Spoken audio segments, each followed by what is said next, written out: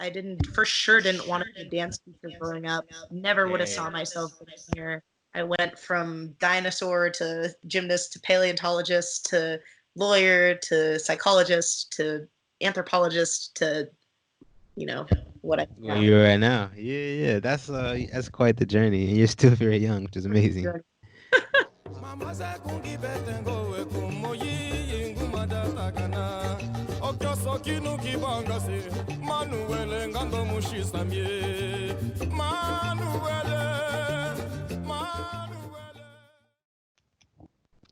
Hey, all right. So Oh, now I am now on the line with a Miss Elena Rovito, aka the Rhinestone, and you are a Brazilian Zouk instructor, choreographer, performer, as well as a DJ. You are currently living in San Francisco, which you were born in Anderson, California. yep. That's You have a background in gymnastics, parkour, ballet, jazz, modern, contemporary dance, and various other partner dances, correct? that's true. You started partner dancing in 2014, and you danced bachata, samba de gafieira, salsa, West Coast swing, and a couple others. That's true. Yeah, my longest social dance is probably salsa. Okay. The first one I learned, but then I went into ballroom, and then bachata after that, and then zouk, and now samba de gafieira. Okay, so enough, so enough. So you are currently teaching in Oakland and Santa Clara, California, and Not Santa Clara anymore, actually. so just So Oakland. San Francisco now. Yeah, Oh, okay, okay. So Oakland and San Fran. Okay, okay. And you are also the director of the dance team Zouk Babies, the San Francisco chapter. just Zouk Babes, but yeah, Oh, my fault, Zouk Babies. You're right. the Brazilians always say Zouk babies. It's like no, no, no, it's babes, it's babes. Okay, so now how are you doing today, Miss Atlanta? I am doing all right. I just got a massage about an hour ago, so I'm feeling loose. I'm feeling good. She was working on my shoulders, and she was like, "Don't let it get this bad." And I was like, "You have no idea." So Is that just from dancing or what? Or I life? have a lot of things. So I've been told by various massage and medical professionals that I have shoulders forward postures. So I like tend to hunch, and so that happening for long periods of time, I kind of developed this chronic knot in my left shoulder blade that then travels up into my neck, which is you can imagine for a Zouk instructor is not fun. So when I don't get a chance to like work out and like stretch my pecs out and fix my posture a lot, I was sitting in the airport for 5 hours on Sunday. And then over the week, I was just kind of like, hanging out with my family and not really doing a lot. And so it just got worse and worse. And then it was quite knotted today. Okay, now I understand. That's intense. I think I want to start this conversation. I'm very curious to hear about your childhood growing up in Anderson, California. What was that like growing up there? Deep, we're going deep. Yeah, I mean, where to start? I Anderson is like a really small town that's maybe about 3 hours south of the Oregon border and about 4 hours north of San Francisco. So it's kind of like smack dab in the middle of the state, at the top of the Central Valley, and there's not much there. Yeah, I have an older sister, and that's the only sibling I have. She's 4.5 years older than me, so you can imagine that dynamic growing up was quite interesting. Um, but yeah, she's amazing, one of my best friends for sure. And I was homeschooled all through K through eighth, basically. Yeah, so I was a homeschool kid. Surprising that I turned out to no, no, just kidding. For the part. I don't know where that. Yeah, anyway, we're going way too deep here. Um, but yeah, so I started doing gymnastics when I was about 3 years old. My mom was a gymnast at UC Davis back in the 70s. And so she, had my sister in gymnastics already. And then when I was about three-ish, she started, just letting me play around in the gym, and I would stretch and do things, but just mostly imitate everything my older sister was doing. I did gymnastics for about 13 years, from the time I was 3 till the time I was about 16. Um, and Reading Anderson area is like really rural, and so my dad's from the Mount Shasta area, and so he kind of grew up in the North State, and so my mom is actually from San Rafael in the Bay Area, and so when they got married, and they lived there for a few years, and then they moved back up to Reading when my grandfather passed away. And so I grew up kind of, with all the redneck culture, kind of like trucks and mud and fishing and hunting and all that stuff. So that was my childhood had a lot of outdoors and a lot of singing and stuff. My mom she's also a musician and a singer, and so we sang a lot as kids and stuff. And I actually ended up doing some of that later in college. Yeah, I know I'm skipping all over the place here. What else do you want to know? No, that's good. That's perfect. That's perfect. You said your mother was a musician. I'm curious. What was your father? What did he do? So my dad doesn't play any instruments, but he sings a lot. My mom plays guitar and stuff. My dad is he used to be in pharmaceutical research when they lived in the Bay Area, and he actually helped develop Aleve. The medicine, yeah, over counter. He actually was the one that was doing all the research on that when it was being developed and stuff. Okay. Okay. Kind of cool. But then when he moved up to NorCal with my mom, I always say NorCal as being like north of San Francisco, because to me San Francisco is like in the middle of the state. But when they moved back towards where he's from, and then he was working as a plant pathologist, which is basically like somebody who identifies and fixes diseases with plants, because plants get diseases just like humans do. They have viruses and stuff. And so he was working for fruit nursery and like doing that. So Okay. Wow. Okay, that's crazy. That's not crazy. It's pretty cool, actually. I'm curious. Let me ask you this then. How important was music in your household growing up? I know you said you sing. Your mother was a musician, but how important was that growing up for you? it was pretty important. I think music. We didn't have a TV when I was growing up as a kid. Like we had TV, but we couldn't afford like cable or Dish Network or any of the stuff that people had. So I never really got to binge on all of those shows that kids my age grew up with. Because I was born in '95, so during the '90s, there's all these shows and stuff that all my friends are always like, "Oh, remember that?" I'm like, "Nope." So it was a lot of like John Wayne, Jimmy Stewart movies and like old westerns and stuff like that, Clint Eastwood, and music. So my dad had a CD collection, was not super extensive. And so it was either like whatever country station was on the radio when we were driving around, or once they had CDs in cars, then it was Nat King Cole, um, Dean Martin and Frank Sinatra, the Chieftains, which is an Irish or a Celtic folk band, I think. A lot of bagpipes and stuff like that, and classical music, like a little bit, and like old country western, like old Alan Jackson and Dolly Parton, that sort of thing. So I'd say it was important, but it's like I more remember like the stuff. My mom plays guitar and she's like really good at doing harmonies and stuff. So I more remember like she used to sing like old hymns and like spiritual songs from her childhood, because she grew up in a really religious house and stuff. And so yeah, I guess pretty important. Yeah. I just I remember understand. all the like outdoor stuff that I did as a kid more than music. But Yeah. yeah, my grandma's also a concert pianist, and so whenever she would visit us, she would play the piano, and we would like she'd learn all these Nat King Cole songs for my dad, and then we would sing them and mess all the lyrics up, and yeah. That's awesome. That's really cool. So you Hey kid, come here. Hey, if you could like and subscribe for the channel, that'd be amazing. Let's get back to the show. So you mentioned earlier that um you were doing ballet, or not ballet, but gymnastics. Was that because of your sister, or how did you get involved with that?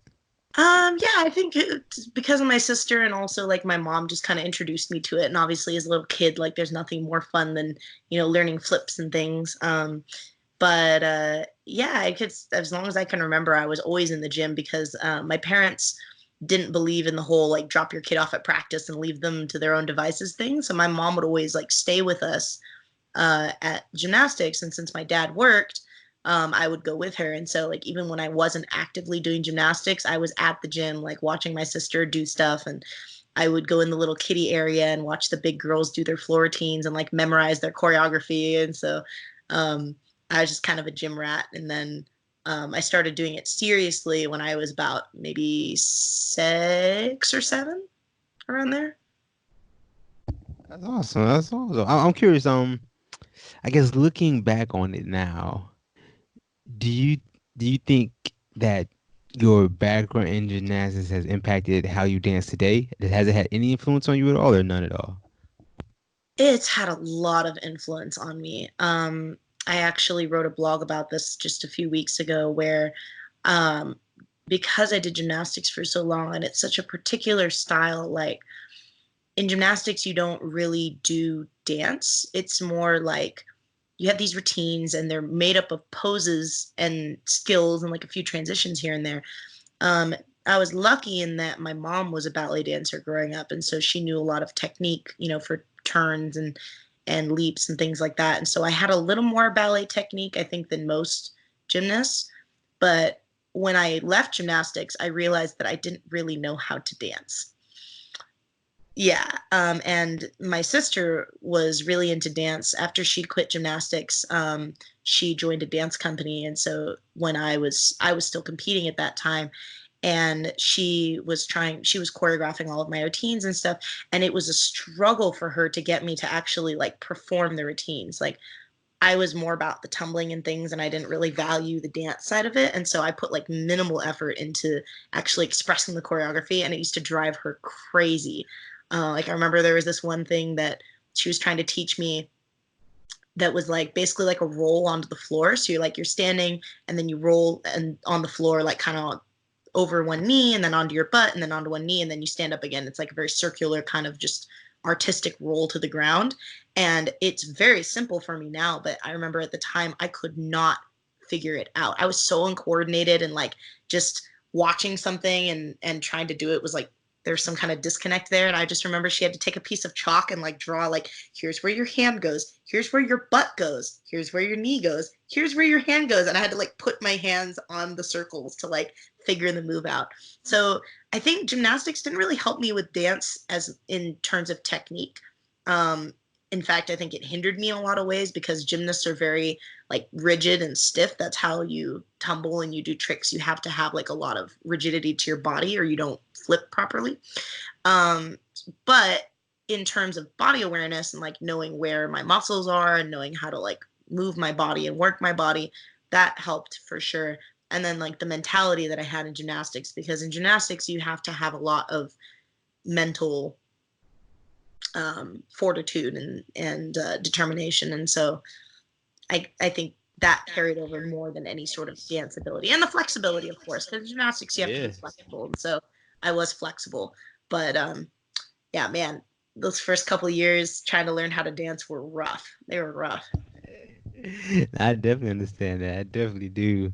So you're growing up and you're getting into uh, gymnastics. I'm curious. Do you remember what you wanted to be? Growing up, like as a child, do you remember what you wanted to be? Oh man, I at one point I wanted to be a dinosaur. Yeah, I didn't really have any career ambitions. I mean, I wanted to be a gymnast. That was my whole life. And I don't think I really had the foresight to think, like, what am I going to do as an adult? I think I just wanted to be a gymnast.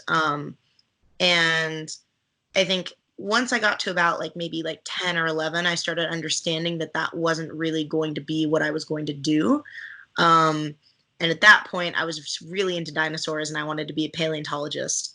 Um, yeah, so I was all over the place. I was a kid. I had no future plans. I definitely understand that. There's nothing wrong with that. And so, is that what you decided to pursue?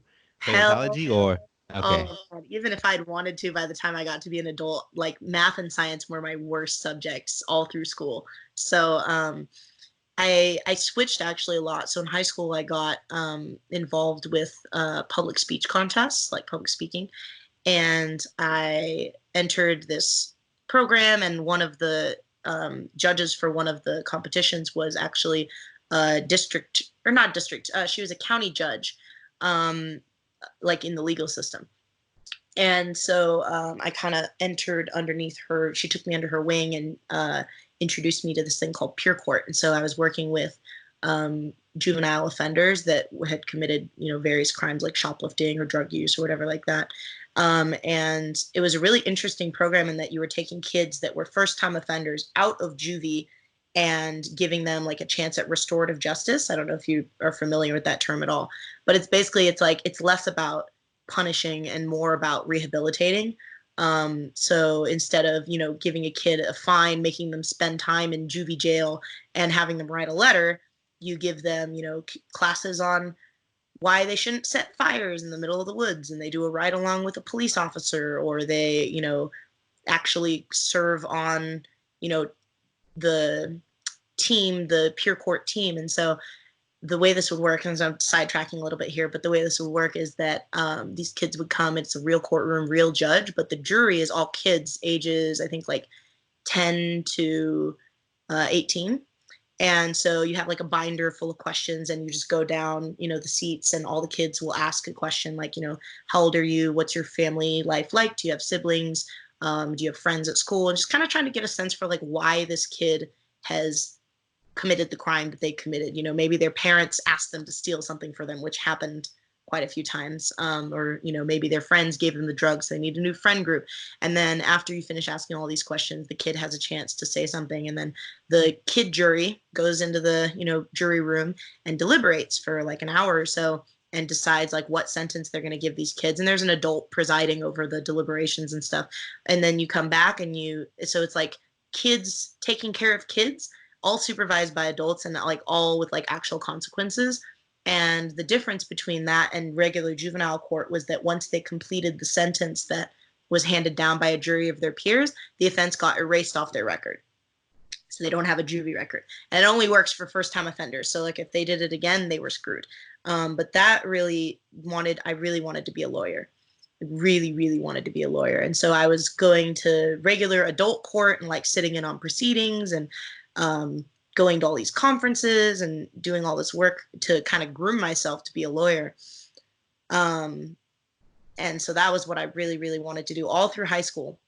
And then, that changed again. I got into a relationship with this like not good person, and he had a lot of mental health issues, and one of my best friends also had a lot of mental health issues.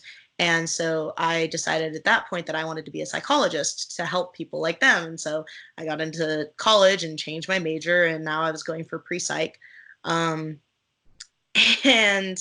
then when I transferred out of my community college, I spent 2 years in community college, and then I went to UCSB in Santa Barbara, and ended up flunking out of one of the prereqs that I needed to get into the major so that I couldn't be a psychologist anymore. My goodness. And ended up getting a degree in biological anthropology, which is absolutely useless unless you have a grad degree, or you're, doing research or whatever. And so the last couple of years, I've just been working in the recruiting arena in San Francisco. Like I was a recruiting coordinator, contract position at Google for a year. And before that, I was just doing like admin positions at different companies around the Bay Area. So it's kind of been all over the place. I for sure didn't want to be a dance teacher growing up. Never would have saw myself here. I went from dinosaur to gymnast to paleontologist to lawyer to psychologist to anthropologist to, what I Where you're at now. Yeah. That's quite the journey. And you're still very young, which is amazing. Um so yeah, we definitely kind of jumped all over the place. So I guess going back to your time in like high school, college, were you still doing gymnastics at that time, or did you get into ballet and jazz and everything at that time, or? Yeah, so my sophomore year of high school, I actually tore my ACL and my meniscus doing gymnastics. So I quit at that point. There was a lot of trust lost there with the sport and my coaches and everything that was going on.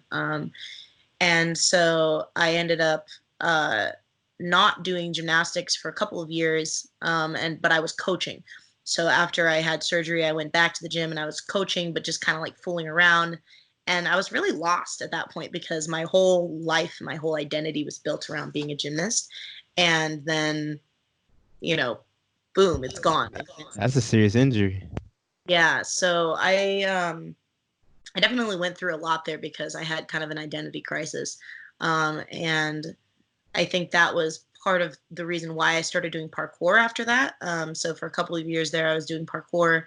And then when I got to college, that was when I started actually doing the dance stuff. So there was about like a 2.5 year interim there where I just kind of was milling around, like not doing much. And I actually got into dance because my sister did. Again, the everything sister does, you have to do too kind of thing. But she went to the same community college for 2 years and did the dance program there. And so I kind of followed in her footsteps, started doing dance there and stuff. And it was a really good intro, a very low pressure situation. It wasn't like super high caliber or anything. These are all like people just doing it for fun as kind of a hobby. But yeah, that was where I started doing ballet and modern and jazz and that kind of thing. I understand. I'm curious. I think you're probably the first dancer I met who did parkour. So I guess what sparked that interest? Can we ask? Can I talk about that? Sorry, what, can you say that again? Oh yeah, my fault. So I think you're the first dancer I met who did parkour. Can we talk about, I guess, how you got into that? What sparked that interest? Oh man. Oh man, I don't know if we want to go down this road. I Was met a it? Oh yeah, continue. My fault.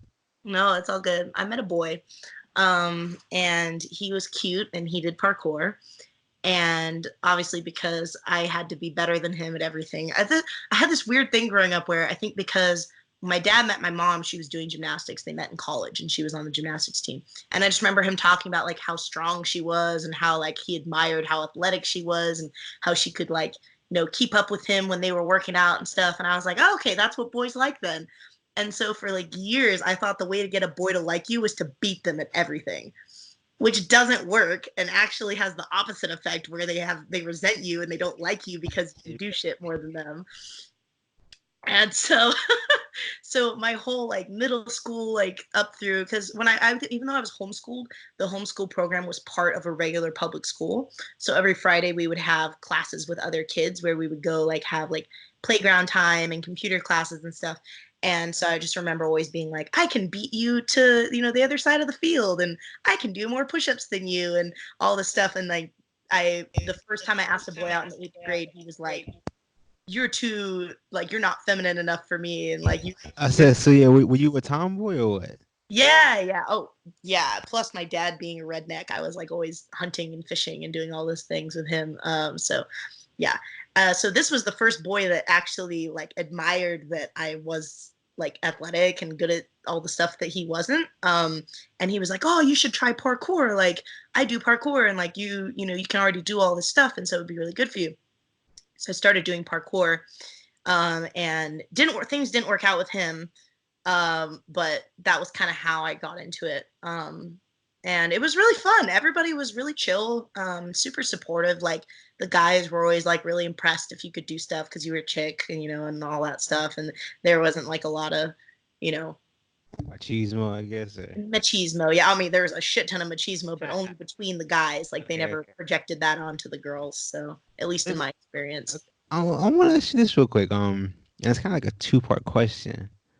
Um, Looking back on your childhood now, how do you think being homeschool influenced you as an adult? And second part being, you have a newborn baby. Would you want to homeschool her? Oh, she's not mine. She's my sister's. Okay, all right, sure enough. Yeah, no, it's all Okay. good. Yeah, that's not happening. For a long time, anyways. But being homeschooled is kind of a bittersweet thing. Because I grew up very close to my family. Which I think maybe some people that go to the normal school or they spend more time around other people, they aren't as close to their family. But I did not have a lot of social skills. I think when you hang out with your family, if you have a really good family, which I did, you hang out with your family all the time and they'll listen to stories about your chickens all day long and like, oh, what did Buttercup do today? Tell me more. And then you go to like, a friend setting with other kids and you try to tell them about that stuff and they're like, I don't give a shit. And it is a big contrast there. And I think it gave me a lot of anxiety, and I got bullied a lot because of it. Because I went in with this expectation that everyone would be like my family and be super nice and listen to my stories. And I wasn't really socialized. So I didn't understand, like, not everyone wants to hear stories about your chickens for 8 hours a day, that kind of thing.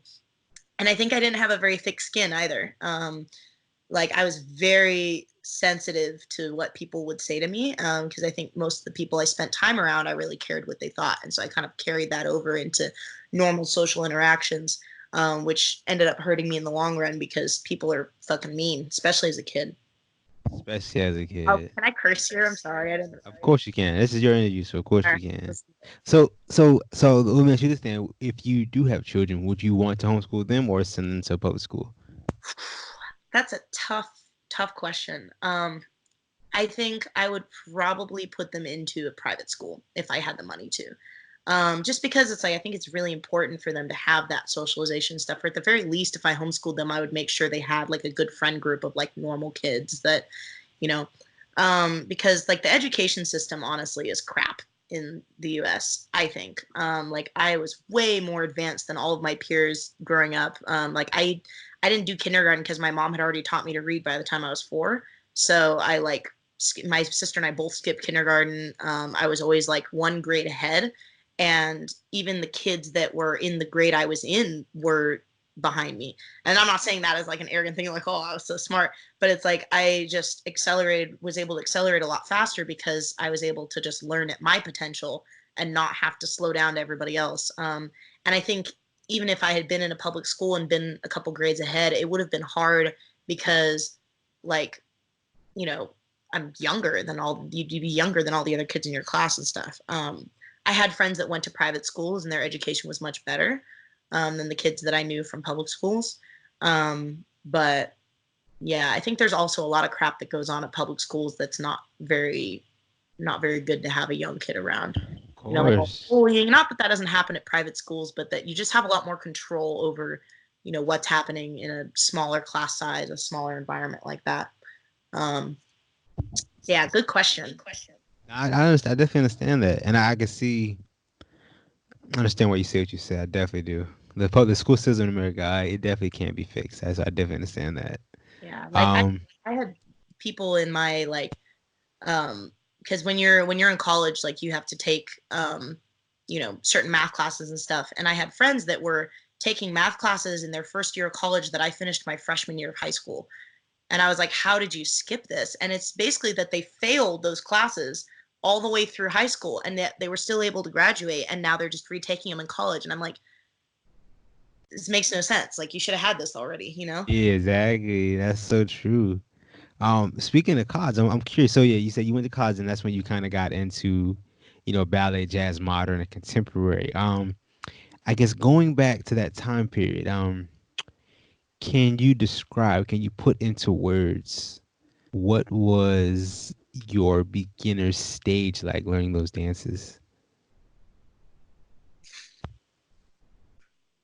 It was rough. Yeah, I didn't have a lot of coordination. I had a lot of flexibility and a lot of strength, but the way I moved was very awkward. Um, but I was a quick learner. It's just I never really looked like how I should have looked, um, because like people that train in ballet and stuff, they have like a very particular way of movement that I was just not able to adapt. It's kind of like like if you grew up speaking German and then you try to learn, like a Romance language like Spanish, you're always going to have a German accent because you didn't grow up with your mouth forming those phonemes from the other language. So everything that I did just looked vaguely gymnastic-y, just kind of very straight lines. Like, in ballet, it's like your hands are like very soft. And in gymnastics, it's like, huh, like, so everything I did was just really strong looking. And a lot of I people. would say with that's kind of like your style, though, right? Now it is. Now I found a way to kind of like, you know, put that in, but I would never be able to, for example, have a career as a professional ballerina. Like, you know, social dancing gives you a lot of leeway in terms of personal style. I definitely understand that. So you told me that you've been dancing salsa the longest. How did you get introduced to partner dances to salsa? Yeah, When and how did that come about? I think like my sophomore year of college, I was still at the junior college, and one of my favorite gymnasts, Shawn Johnson, went on Dancing with the Stars. And so because I was following her, I saw that she was on the show and I started watching the show and I was like, whoa, this is so cool. Ballroom is so amazing. And like obviously I'd seen ballroom dancing in other movies, like, and stuff like that. And it's always like kind of this untouchable thing that only, the very suave movie stars can do. So Shawn Johnson went on Dancing with the Stars and I was like, oh, this is so cool. And wouldn't it be fun to learn this? And then when I got to UCSB, I needed one more credit to be a full-time student. And so I was looking through the exercise classes and there was an exercise sports class called ballroom dancing, beginner ballroom dancing. And I was like, whoa, no way, ballroom. And so I signed up for that class. And they taught the very first class was just salsa. So every week or 2 weeks, I think they would teach a different style. And so that particular week was salsa. And so um, they just taught like, how to lead and follow some really simple shit like basic step, underarm turn, and side basic or some bullshit like that you never use again. Uh, and yeah, I was hooked, and I got so into partner dancing that when the class was over, I was ready to take it again because I was like, oh, it's so cool. And then one of the teaching assistants was like, hey, we actually have a ballroom club that you can come join if you want to learn more and like get better because this class is going to stay basic. Like there's no, I was like, yeah, sure, why not? So joined the ballroom club and never looked back. So you actually have a background in ballroom Latin dancing. Latin Can ballroom. you no Latin sorry, Latin ballroom? No, it's fine. I'm clarifying. Yeah. So I don't really I have no background in ballroom. Um, can you put into words how Latin ballroom differentiates from, I guess, social Latin dancing, salsa on one, the New York style? Yeah. So it's like the difference between if you were to watch like a cipher between b-boys and then you watch a choreographed hip hop performance on World of Dance. Okay, okay, So ballroom, like, you don't really dance it socially. You can, but it's difficult and it's rare, and most of the time it's just choreography. It's a lot of, so Latin ball was the Europeans uh saw some Latin dances and they were like, oh, these are cool, but what would be even cooler if we appropriated these, added a bunch of ballet, and started competing and like winning trophies and money with them. Uh, Not to knock the dances themselves, because the dances themselves are really fun, but you got to understand the roots. So yeah, so that's basically what ballroom is. It's bastardized from Latin countries. okay. I get you. I understand that. I definitely understand that. Yeah. So when I think of ballroom, I often think of performance or competition. I don't really think of social dancing with it. So I Exactly. understand that. You can social dance them, but it's yeah, most people don't. I get you. I definitely understand that. And so you said that was your sophomore year of your junior college or your community college. So what year was that? Do you think when you first started taking those ballroom classes? Oh, when I first started taking the classes was right after I transferred. So that was 2000, fall of 2014. Okay, okay, sure enough, sure enough. So you're taking the ballroom classes, and then you join the ballroom club or the group. Oh, are they teaching you? Are they still just doing the Latin styles, or are they rotating doing all of them? Um, yeah, so I learned a smidgen of all of the dances. So um, Like tango. yeah, there are Uh, there's four categories of dances in ballroom. There's international Latin, American rhythm, smooth, and standard. So international Latin is cha-cha, rumba, samba, jive, and paso doble. American rhythm is cha-cha, uh, swing, bolero, I think rumba, and I know I'm forgetting one here, but there's five in each. Smooth is, uh, well, actually, standard is waltz, Viennese waltz, quick step, tango, and foxtrot. And then if you dance smooth, then you only dance. Well, you dance all those dances, but you don't have to stay in closed frame the whole time. So in standard, most of the time you stay in closed frame through the whole dance. So I learned um, a little bit from all the standard dances, and obviously a little bit of all the smooth dances as well, since they're the same dances but just with more like choreography in them. I didn't really learn any American rhythm. My school didn't have anyone to teach it.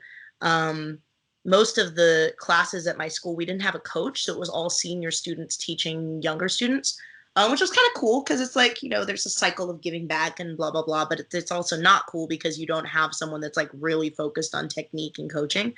But yeah, so I learned cha-cha, rumba, samba, jive, a little bit of paso doble, and then a little bit of waltz, tango, foxtrot, quick step, and Viennese waltz.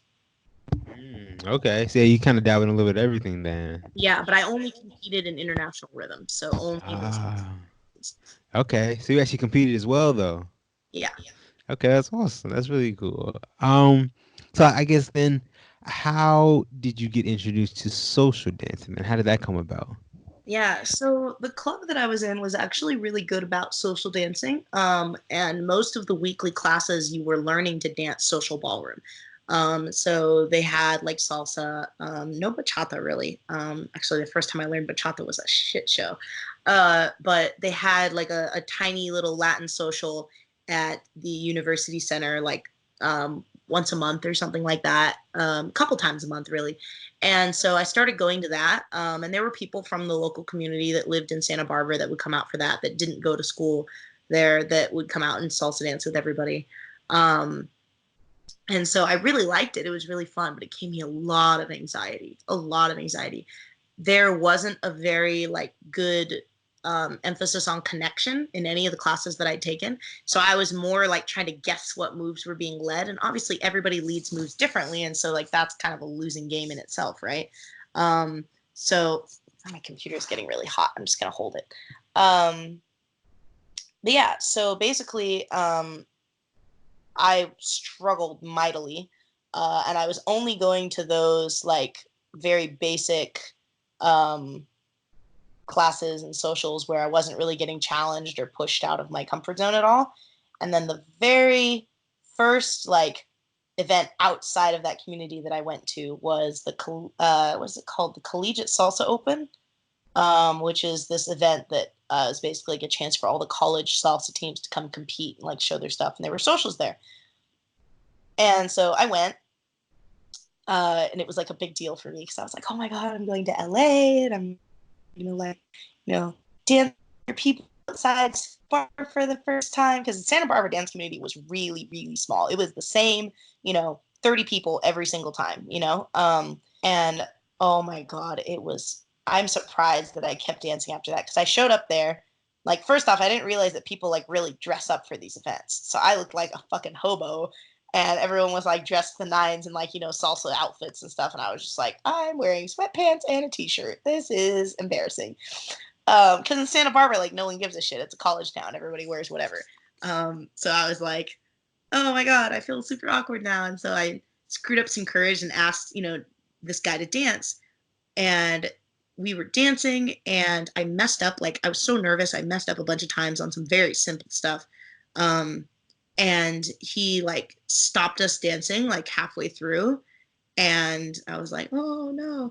And then I asked another guy to dance and he finished the song, but it was like I was stumbling through the whole song. Like, I it's very hard for me to explain how little technique I had. If I could show you a video, which I don't have, of my first time, like I was very heavy stepper, like I was probably heavy as fuck, like just I didn't know how to do turns. I was like a nightmare.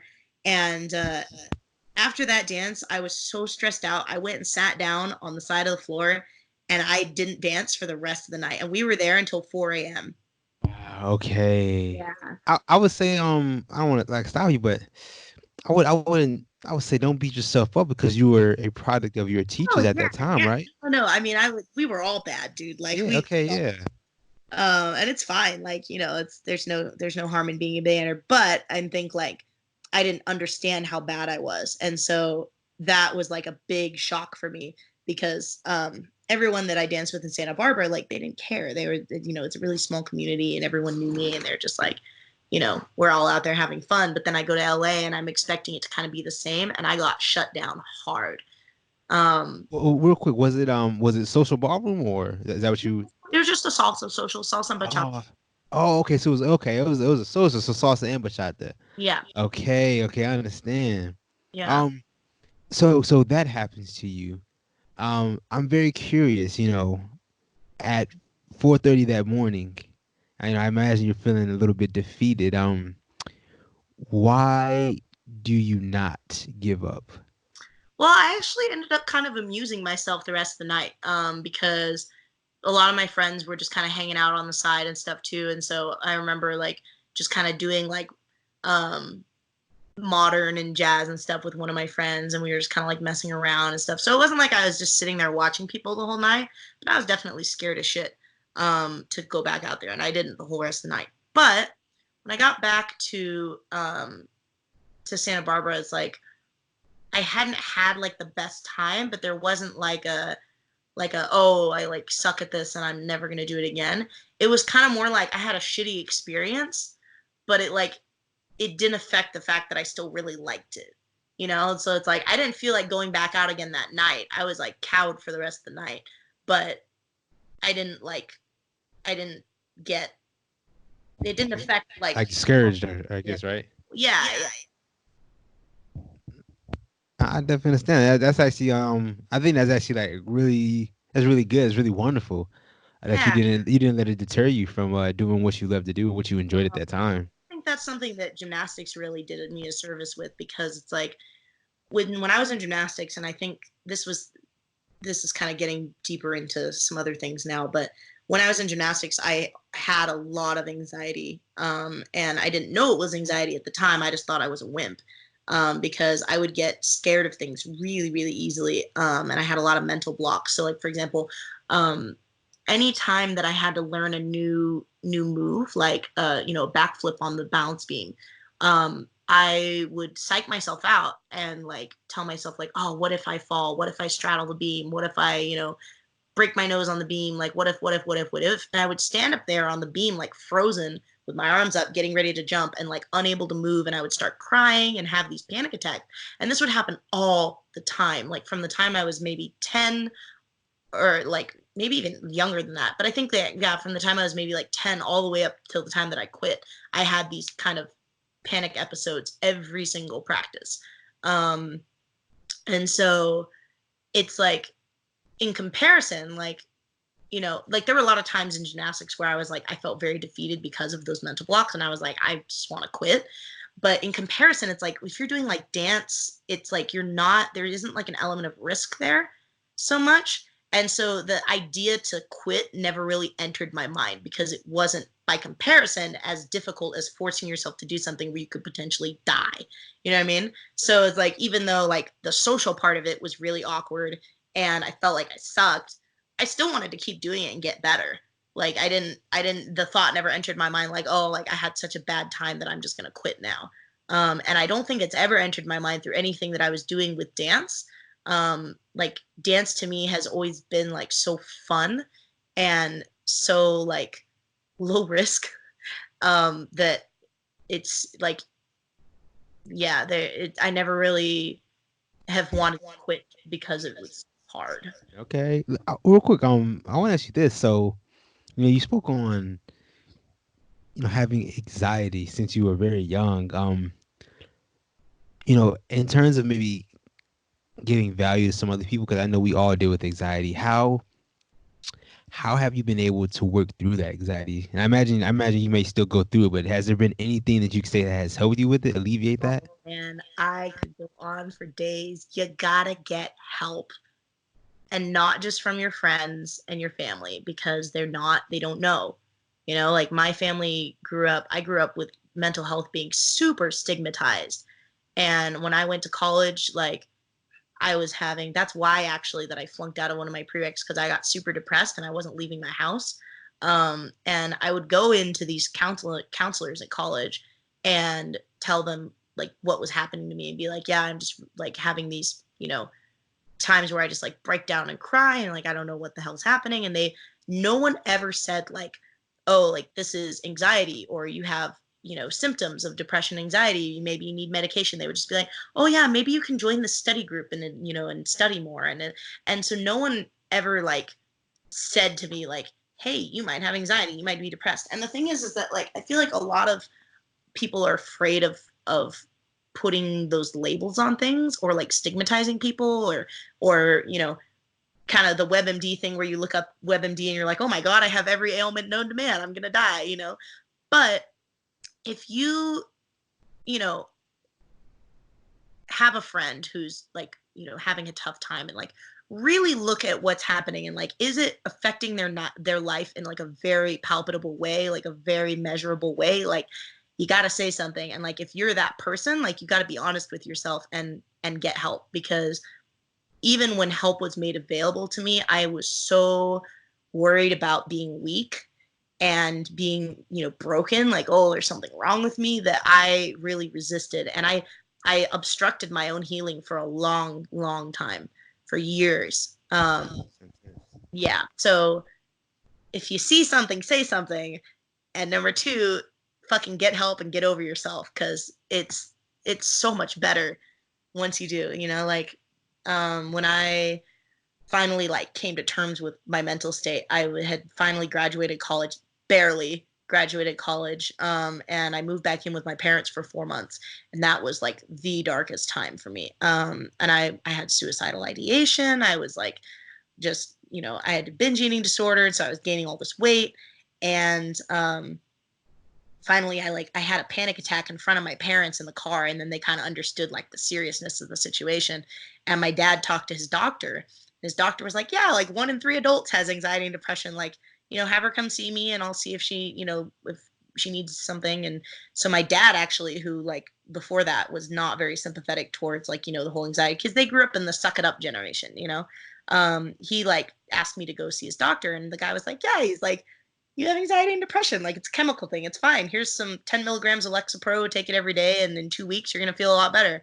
And so I was on a very low dose of anti-anxiety, which is like a serotonin reuptake inhibitor, and it's not addictive, like there's very like, for most people it's very like low risk, and I was on a very low dose. And in 2 weeks it was such a difference, because that's when it finally kind of kicks in and starts working, and like things that would just derail me were like not a big deal anymore. And so I stayed on that. Then I moved to San Francisco, and one of my friends got me into therapy. Another like really, really great event that I'm very grateful for, because therapy is like, medication's good.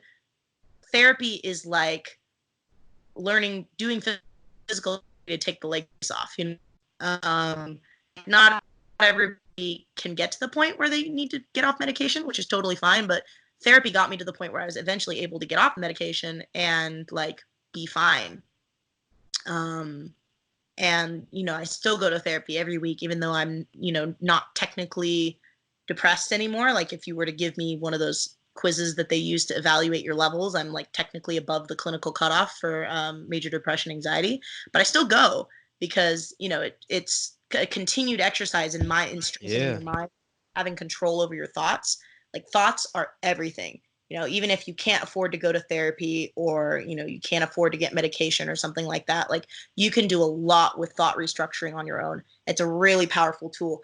And I think there's a really fine line there between, sorry, I'm going on and on. Can I talk to this? Oh, continue. No, yeah, continue. I want to hear it. That's it. Continue. So there's a balance, right? There's like, I need help, and then there's, I need to take ownership of getting better. Because I think a lot of people, especially like now, pop culture, modern day society is very sympathetic towards mental health issues, which is great, but it can also be a hindrance towards actually making progress and getting better. And it's very possible, and I'm not a medical professional or anything, but I've just done a lot of research and talked to a lot of people in my own personal experience. You can become addicted to your own stress hormones. And there is also a hormone release associated with receiving like accolades and pity from people. And so like if you have, you know, people coming to you and saying like, oh, I'm so sorry, like what can I do, and like just being, you know, your That's probably what kind of like attention seeking, right? You kind of yeah, you it's need the really easy to attention, right? stay depressed and not actually work on getting better. And so like a lot of it is it's like you have to find your healthy mix of kicking your own ass and being nice to yourself.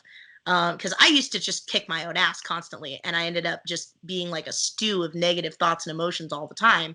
So you have to be like, I'm being very kind to myself. I'm a person who's doing the best that I can, but I can continuously, you know, try to be better and improve. So like, um, thought restructuring is the real big kicker, because you know that's the only way that you're going to have permanent change. And it's gonna wax and wane, you know, like it for me it waxed and waned all the time, and it still does. Like I have months where I'm like, yeah, I can conquer anything and I have all this perspective and nothing bothers me, and then I have months where like I stub my toe and drop my phone down the sink and I like just lose my shit and feel like the world's coming to an end. So you know, it's like I said, it's about like being patient with yourself and being kind, but also being really honest with yourself and being like, you know, am I being realistic about this, or am I just soaking up the pity that comes with, you know, being sick and not working to get better, you know? So, yeah. I definitely understand that. I definitely understand that, and I agree with it, man. I think your thought restructuring, like your thoughts are everything. Yeah. So I I, definitely understand that. yeah, like I have friends now that are in dance that are like, you know, they'll constantly complain about their dancing, like, oh, my dancing's not getting better. Like, you know, I never make finals in Jack and Jill, like, blah, blah, blah. And it's like, okay, but like, if you keep like telling yourself that over and over that you suck, you're going to continue to suck no matter how many expensive privates you take. Like, you have to look at yourself and like, and give yourself a balance and be like, okay, I did better this time. Because it's like, it's the same with anything. Like, if you have enough negative reinforcement, you're never going to get anywhere. Some people, some very special gifted people, I don't know how they do it, but they can excel through negative association. And it's just, for most people, does not work. You know, like, what happens if you sit there and tell yourself, I'm fat, so I have to lose weight over and over? You're never going to lose weight because you're not doing it for the right reasons. You're not doing it because it's good for you. You're doing it because you feel guilty and you feel shame. And those are not good motivators. Guilt and shame are terrible motivators. You know, you got to do it out of either love for yourself or love for a craft, or, you know, maybe love for somebody else, but that's not super sustainable either, you know, but yeah. I don't know. I'm going all over the place, but Nah, that's perfect. No, because I guarantee you, there's somebody out there who needs to hear this. So I really appreciate it. I definitely do. um. So yeah. So we were talking about, I guess, why or how you were able to, maintain your love for dancing. dancing and everything. Yeah, Yeah. exactly. So yeah. So you were doing salsa and you didn't have a good time at that event. I guess what happens after that? Do you just continue to take classes and everything, or? Yeah, I mean, it wasn't my main focus either, which I think helped. My main focus at the time was competing in ballroom, and I had like a really strong desire to excel in that area. I think I missed gymnastics and I missed competing and doing things. And ballroom had it all. It had the dancing that I now loved, and it had the competition element that I missed. So it was really fun. And I just worked my ass off. Like I was probably should have been studying a little bit more, but dancing was my escape because I was fucking depressed. Like I was a mess. And I was binge eating all the time. So like when I went to college, I weighed like 140 and I was like pure muscle. And by the time I left college, I weighed 200 pounds because I was just eating and eating and eating my sorrows away and not exercising as much as I probably needed to keep all that off, but also just it was just the amount, the sheer volume of food that I was eating. Um, and so ballroom was like it was exercise that I was willing to do, because once you've done gymnastics and you like flip around the bars for your whole life, like going for a run just doesn't seem like much fun. Uh, so dance was like a really fun way to exercise, and it was like my outlet. I felt great doing it. I felt powerful. It was awesome. It was like there's a thrill to working at something that you feel good about, and it just yeah. So I was probably training ballroom like 10 plus hours a week, probably more, and going to school at the same time. So you can imagine. Um, So I wasn't doing salsa that much. It was more like recreationally thing. So that's another reason why I think I didn't quit after that one bad event, because I wasn't taking it super seriously. It wasn't my main focus. It was more like, this is a fun thing that I'm doing on the side, and ballroom was like the main thing. I understand that. I definitely do. So I guess I'm very curious to hear then. Um, how did you get introduced to Brazilian Zouk then? How did that come about? Oh, so you're gonna see a theme here with most of the things in my life, but I met a boy. And I was, so at the time that I got into Zouk, I was not competing ballroom anymore. My partner and I split up, and I was in my last quarter uh, of school, and I went to a salsa event called Slow Fest. Real quick, I'm sorry. When was this? What Ah, year? this was March of 2016. So March of 2016, I went to a salsa event called Slow Salsa Exchange, or San Luis Obispo Salsa Exchange. And it's basically Cal Poly San Luis Obispo has a salsa club. And every year they put on this super dope event that's basically like all college students or alumni that just get together, and there's just social dancing for 3 days straight. There's no classes, there's no competitions, no shows, nothing. It's just all dancing. And it's a really, really friendly environment. Everyone's really chill. Sometimes the schools kind of like tend to group off into their own sections, and so there isn't a lot of interaction there, but it's like a really low pressure environment, and everyone's around the same skill level. They're all, just kind of casually salsa dancing college students. So I went to that, and there was a guy there from Davis who was like the god of the party because he'd been dancing salsa for like a couple of years, and he had actually started the Latin dance club at UC Davis, and his name was Iman, and he was really cute and super badass. And I was like, wow, like stars in the eyes, heart emojis. And he was like, so of course I started like friended him on Facebook and started talking to him and stuff. And he was like, oh, I've like been dancing this thing called Brazilian Zouk, and it's like really cool. And I was like, okay, that's neat. But I think I was like less interested in the dance itself and more interested in talking to him. So I never like looked up any videos or anything like that. Um, and then I went to Collegiate Salsa Open, which incidentally was the same event that I'd went to, the year before, where I sucked and had a terrible time. I went to that event again as a slightly better dancer, and they had a Zouk class there. And so I saw that it was a Zouk class, and I was like, oh, this is the thing that Iman was talking about, and he's really cute, and I want to impress him. So I'm going to take this class. And I took the class, and I was like, what the fuck is this? Like, didn't make any sense. The timing didn't make sense. The basic didn't make sense. The connection didn't make sense. I also had no attention span, so that probably didn't help. And so by the end of the class, I was like, okay, I learned some stuff, but I can only dance it in the context of the class. As soon as I tried social dancing, it was not working. And now looking back, I realized that the friend that I was dancing with actually didn't know what he was doing. He said he did. So that had something to do with it too. But I was like, I danced this thing, and I told him on, and he was like so excited. And I was like, okay, even though I didn't have a good time, I'm going to keep doing this because it made him talk to me more. And, that's my motivation. I mean, yeah, So, sometimes all you need is a little bit of motivation. yeah, exactly. So, I went to like a couple more Zouk classes in LA, still wasn't a fan, still didn't understand it at all. And because I was at the time going down to LA for Bachata Sensual. And that was like my thing at that time. And so they had this cool event called the Zouk Chata Uprising that's still going, where they had like bachata classes in one room and Zouk in the other, and then the social would play Zouk in the one room and have bachata in the other. But I would like peek into the Zouk room, but I would never like go in and actually try anything. And the classes that I took were like pretty basic, but I just wasn't into it. But then I went to the San Francisco International Bachata Festival, and drove up with a couple of friends. At the time I was still going to school in Santa Barbara. This was in June of 2016.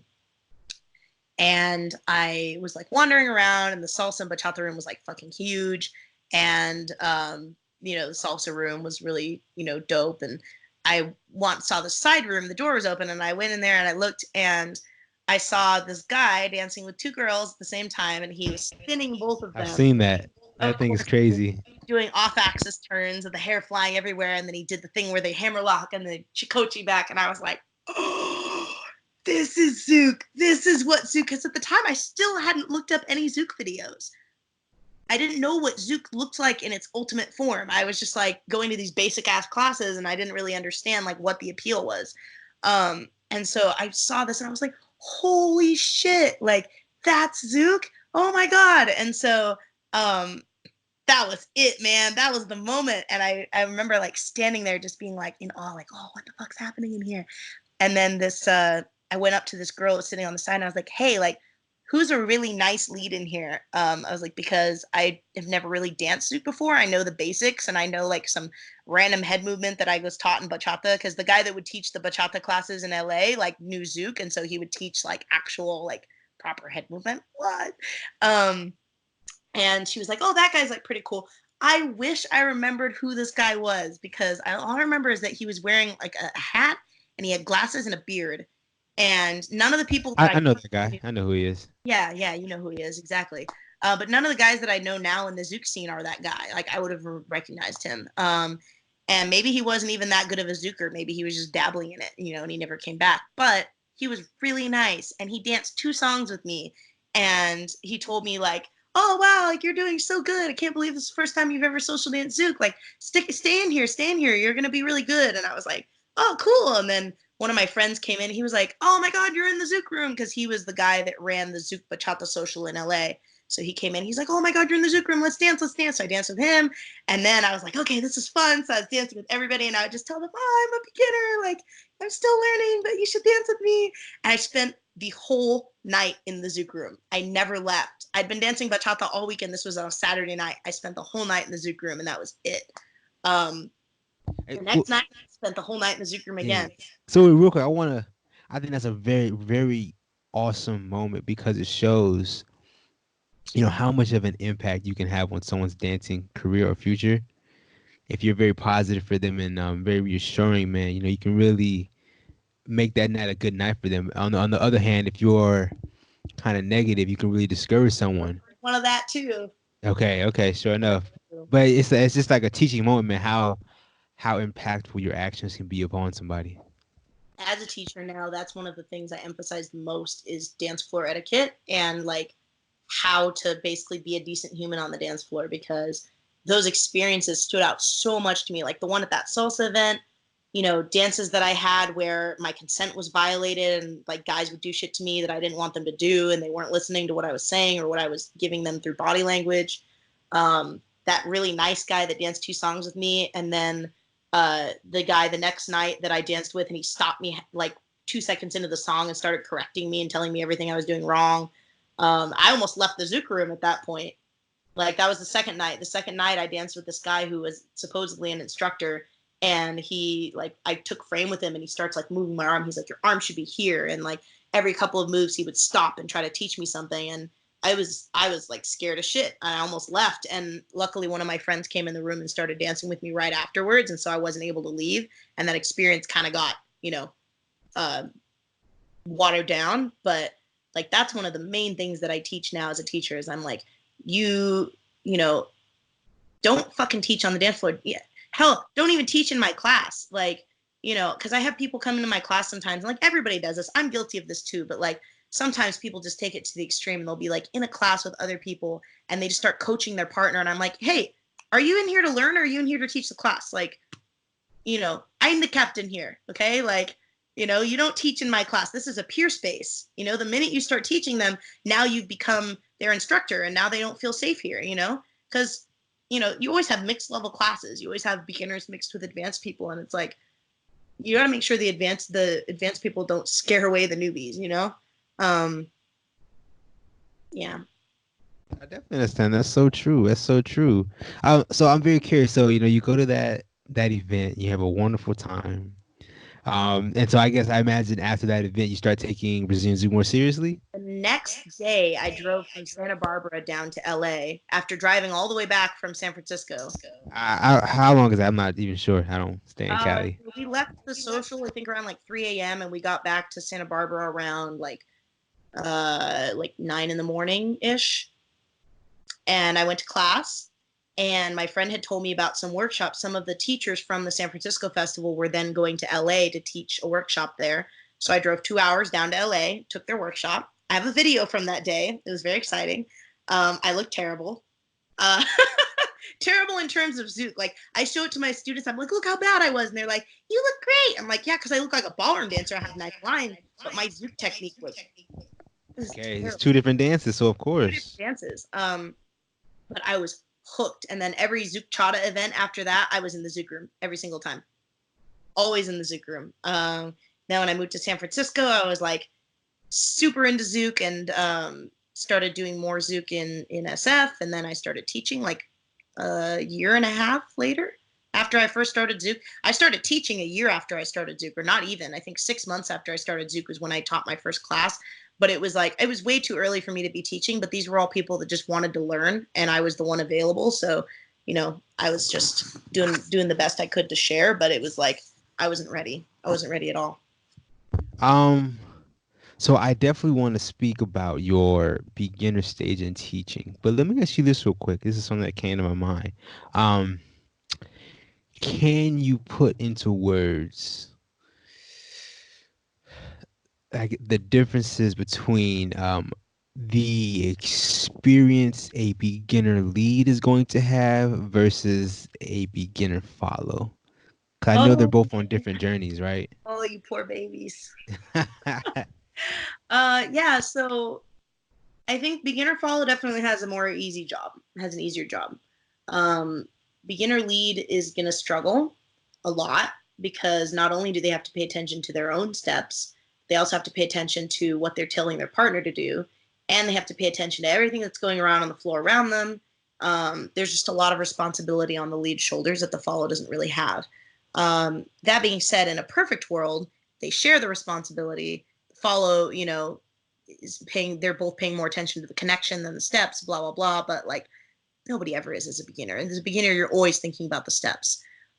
So something that I've been working with lately to try to make that transition a little easier for both parties is to drill more solo dances. So like not having people partner up in class right away, but having them do the footwork and the motions on their own first until it becomes muscle memory. Because you teach someone a step and then you're like, okay, do the step while leading your partner and following your partner, and there's just too much going on and there's not happening. So beginner leads, I think, definitely have more of a struggle in that way. But yeah. If I definitely understand that. And it's something that I've gathered as well. So I do salsa, bachata, kizomba, as well as Brazilian zouk, and the beginning stages as a lead is always difficult. I will say that it's always, and in my opinion, I don't know how you feel about this, but I find that Brazilian zouk has a very intimidating beginner stage compared to other styles, in my It's a opinion. very steep learning curve, but depending on the teacher, it's not as bad. I think depending on the teacher, it's about equitable to any other dance. It's just that I think because Zouk is such a new dance, people still struggle to um, break it down in a way that's palatable for beginners, and so they give you too much too quickly. It's like I've had to come to terms with that as a teacher. That the first couple of months, like your students aren't going to be doing it right. It's like salsa and bachata. It's pretty easy to get them to do the basic step right in the first couple classes. And Zouk, it's like I still don't have a good basic. Like, you know, I it's mean, yeah, you're always working on your basics though, no matter always what level you're in, basic, but right? I'm in terms of just technique. Like it's so different that it takes longer. There's a longer learning curve. So yeah, that's something that's definitely hard. And I think in terms of like lead and follow, I guess I would say like mentally speaking, it's about equally difficult because even though the leads have all this stuff to worry about, like the follows also have their own set of worries. And like, so for example, beginner leads are always worried about giving a boring dance.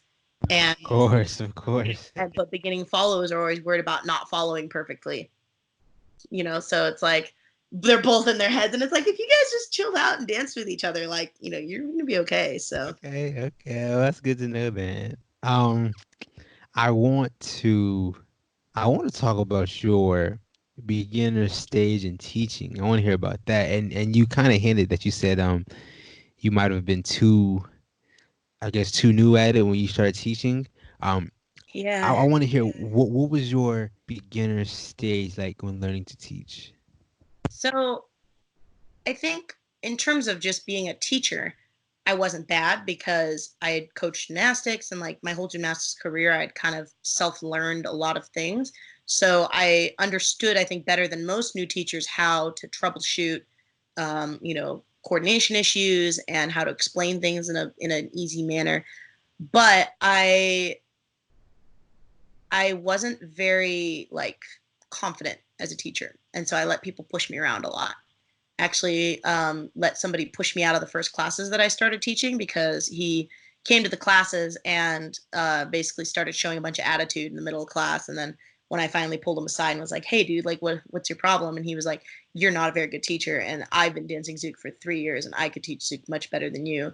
And I let him because I was like, "Oh yeah, you are a better teacher. Like I should let you do things." And it was like looking back, I'm like, no. Like, even though I wasn't the most experienced Zouk teacher in the world, like, I knew my shit. Like, I was doing a much better job of teaching them things than he was, and I was just not confident at all. So I think it's twofold. I think as a beginner teacher, it's like you have to be humble enough to be able to learn from others, but you have to have enough of a backbone to be able to say, "Hey, this is my shit," and like you can give me input, but back the fuck off, you know? And I didn't know how to say that. And that's been an issue for me in other areas too. Like I've never been super assertive up until recently. I'm finally learning, yay! But I let boyfriends push me around. I let friends push me around. I let my family push me around. Like I was always like the okay people pleaser all the time. So I think that was more of like a personal thing than just a teacher thing, but it definitely bled over. Let me ask you this real quick then. What are some things that you know now as a teacher that you wish you had known when you first started? And you kind of already hinted at one thing. Is there anything else? Yeah. Everybody dances differently. There is no one right way to do anything. And that sounds like such a like cop out. But it's true. Like my teachers that I started training with taught like a very specific style. It had a lot of ballet influence. And that was really difficult for some of my students to learn. And because I didn't understand that there were multiple ways to do it, I just kept trying to force them into that box. And they had a really hard time because of it. And the way that I teach now, it's like I look a lot more towards individual bodies and what they can do and individual mindsets and how they learn, which is something that I had struggles with as a gymnast. My coach trying to fit me into the box that everyone else was in and learn that way. And here I am doing the same thing as a dance teacher. And I think it's just a common misconception, right? Like you're trained a certain way, you have a certain set of beliefs, and you're always trying to get people to see things your way. But sometimes you have to be like, okay, what can this person do? What can they handle? And that's something that I really wish I had tried to do as a teacher back in the beginning. I didn't know it, like I didn't know how to teach things differently. I didn't know how to adjust things for different people. But I wish now that I could take all those students that were struggling when I was first teaching them and reteach them and be like, you actually, can do this in one class. Yeah. So, I definitely understand that. That's just, learning experience, things you learn through doing it, right? yeah. So I definitely understand that. I definitely do. Um, so yeah, so you got into teaching. Um, I guess I'm very curious. Let me ask you this, and I don't want to hold you up too much longer, but You're good. I'm curious. What are some things that you learned in dancing that you're able to translate to your everyday life? Um, wow. That's such a simple question with such a complex answer.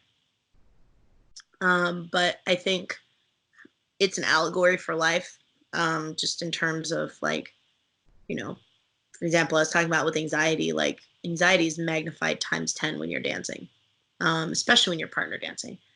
Um, I think helping with thought restructuring, being able to catch negative thoughts and counter them, like um, letting go of perfectionist tendencies, These are just all things that I carried over from that I'm still learning in dance that I'm carrying over into my normal life. Platonic relationships, being able to manage those, managing expectations, being okay with physical touch and intimacy, um, consent, taking ownership of your body, being considerate of other people's space, um, being assertive, being kind, being selfless, being selfish, pretty much everything that you could think of that you deal with in life. I've learned something from dance to take it over, all in the positive, all in the positive. Um, yeah. No, no, I definitely understand that, and I agree with all that. You said it earlier, like dancing etiquette. How to be a good human being on the dance floor. I think a lot of that just translates. If you're a good person, what I'm saying, it kind of translates to just a good person on the dance floor, right? And it kind of go hand in hand. If you're a bad person off the dance floor, then you're probably going to be one on the dance floor. That's true. I mean, I've known people that were really good people on the dance floor that turned out to be total assholes off the dance floor too. Okay, all right, so no, never And mind. vice versa, sometimes it's ignorance, sometimes it's malice, but for the most part, yeah, I think the way that you conduct yourself in the dance world is the way you conduct yourself in life. Like, the little amount that I've dated in the dance scene, I've seen that to be true, even in the way that people, handle touch and kisses. It's like if you are a nice, kind, gentle person on the dance floor, chances you're going to be a nice, kind, gentle person off the dance floor pretty high. Like if you're, on the dance floor to satisfy your own ego and show off, then that's kind of how you're going to do other stuff too. So, I definitely agree with that. I hear people say that dancing is a form of communication, and I definitely agree with it. It kind of lets you get to know someone without using words. exactly. Yeah.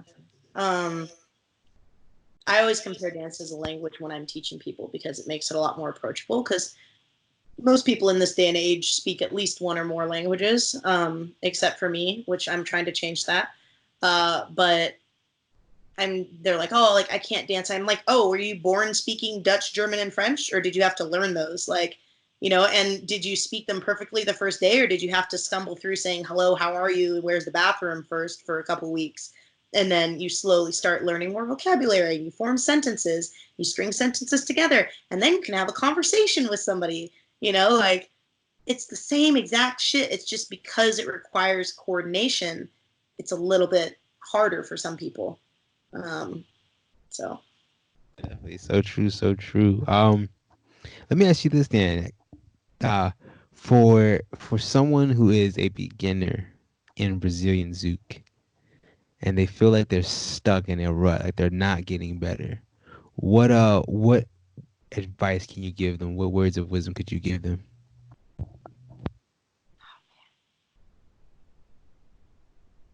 I'd say it depends on a lot of circumstances, but a universal rule of thumb for me is to look at why you're dancing. Why are you dancing? Are you dancing for fun? Are you dancing to be the best? Are you like, and once you figure that out, remind yourself of it because a lot of times people plateau because they lose sight of why they're doing it. They are so focused on being the best dancer or improving that they're actually getting, they're psyching themselves out and it's not happening for them. And really, the whole point of social dancing, I think, for most people is to connect or to have fun or both. And so instead of focusing purely on technique, you have to focus on one of those reasons why you're dancing. So, like, for example, if your main thing in dancing is to have fun, and you feel like your dancing isn't getting better, stop worrying about how good your turns and your counterbalances are and start listening to the music and interacting with your partner. Go take some solo dance classes. Like, I think the thing is also, in terms of like with partner dancing, a lot of times we forget that there has to be a foundation there. So some of the things that have really helped me when I feel like I'm getting stuck or frustrated in the partner dance world is to go take some solo dance classes and remind myself, that there's other things out there that matter as well. And I think, learn from as many people as you can. And, don't forget why you're doing it, and like every once in a while, forget about the technique and just try to go back to why you're there. Because otherwise, what's the point? No, of course, yeah. So yeah, having a why, having a reason why you're doing this, is always important for anything in life. Of course, And it's okay to take a break. of You know? course, of Like, course. okay to say, like, I'm going to take a break from Zouk for a month and go dance some salsa. Like, that's fine. You know, sometimes you get stuck in a rut. You just need a little reset. So, Let me ask you the continuation to that question. So for someone who is an intermediate mm, in Brazilian Zouk and they want to get to that advanced level, what does it take for them?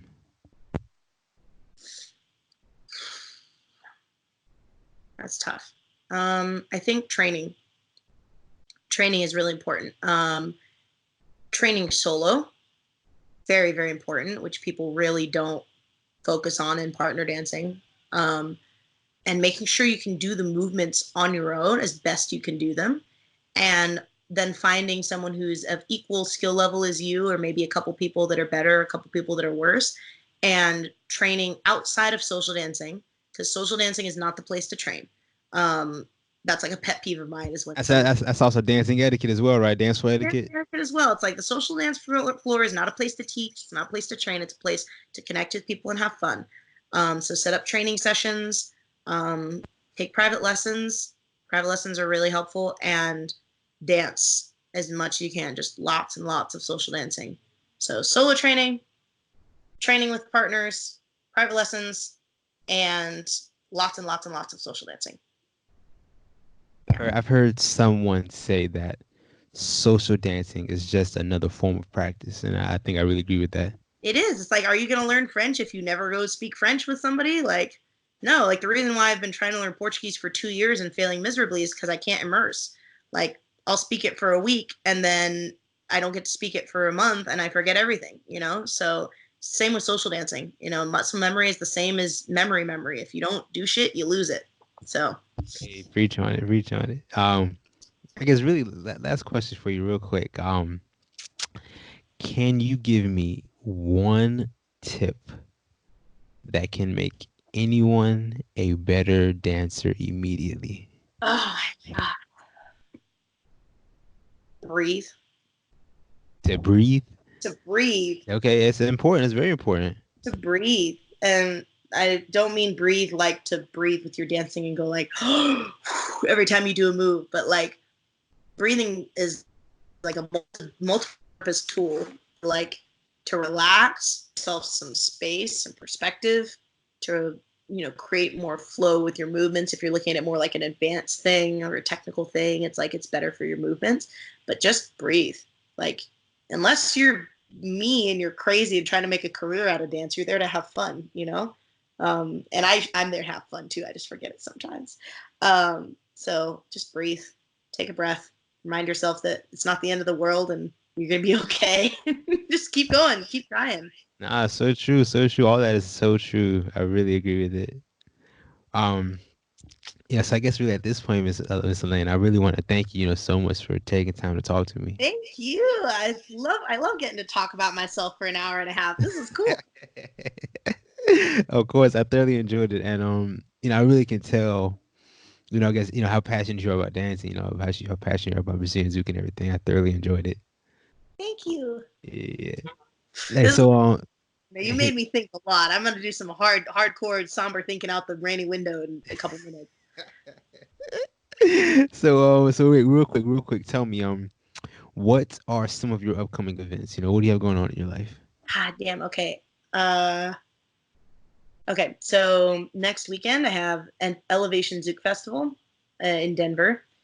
Then in January, I have the Reno Latin Dance Fest, which I'm teaching at this year. Yay! And I have a discount code for that. So if anybody wants to buy passes, they should come talk to me. It's Rhinestone with capital R. Just plug in that right real quick. Um, and then after Reno, I don't have anything planned after Reno, except in March I'm bringing some really awesome instructors here from. They're from Sao Paulo, Bruna and Lucas. I don't know if you know them. I think Lucas, I do. okay, Lucas Oliveira and Bruna Kazakiewicz. No, I want to have them on the show now that you brought them up. So, all Well, right. they're doing a U.S. tour here in the spring, and so I'm bringing them Ooh, the last weekend of March. that's And then awesome. April, I'm going to Ilha do Zouk in Brazil. First time in Brazil. It's gonna be dope. Oh, that's gonna be so awesome. It's so cool. um, real quick, tell me, how can people get in contact with you? How can they reach out to you?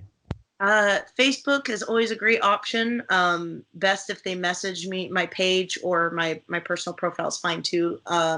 Instagram is always great because nothing goes into like message requests there. I see everything.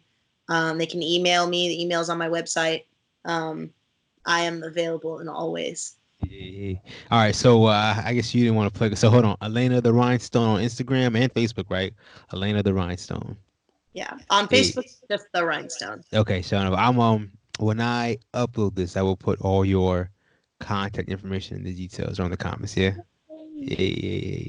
Thank you so Um, much. so yeah, of course, yeah. Like I said, Elena, I really, really appreciate you taking time to talk to me. Thank you. I appreciate you putting up with all the scheduling snafus and things up to this point. Oh, So no, no worries. No, I'm actually kind of used to it, so there's no worries at all. So real quick, before we close this out, though, is there anything else that you want to, say to anybody before we close this out? and I wasn't ready. Pineapples, pineapples. That's perfect. Yeah, no, just have fun and don't forget that when you're dancing with somebody, you got another person in your arms. So be nice. So true, so true. That's so true. You have another person, another human being, man. So that's very true. Yeah. Just Yeah. be nice. Mm, Be nice. Be nice to everybody and be nice to yourself. mm, Especially be nice to yourself. hey. Yeah, that's it. I'm off my soapbox now. We're gone. I think that's a great way to wrap this episode up of the Two Left Feet podcast. Thank you so much, Elena. I really, Thank really appreciate it. you. Yeah, enjoy the rest of your day. All right. All right. See you around. All right. Ciao. That's all it is.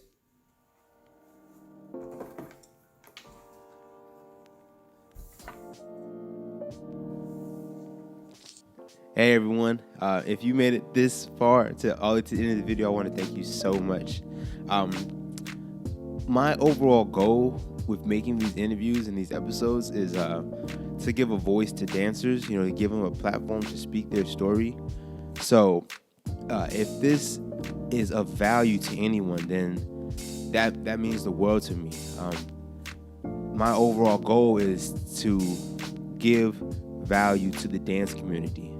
So, if you find no value in this, then I urge you to please let me know where I can improve on. I truly want to, just give value and content to the dance community. So please let me know how I can improve, where I'm messing up, because to be 100% honest with you, I'm learning along the way as I do this. I truly am. So to be able to interact with the dance community, it means the world to me because it gives me feedback and it lets me know what I'm doing right, where I can improve upon, what I'm doing wrong, which I feel like might maybe more important.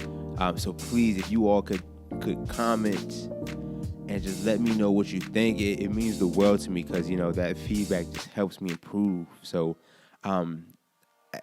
please comment as well. Please like and subscribe. That means a lot as well. But I want to say thank you so much for just watching this because it means the world to me. I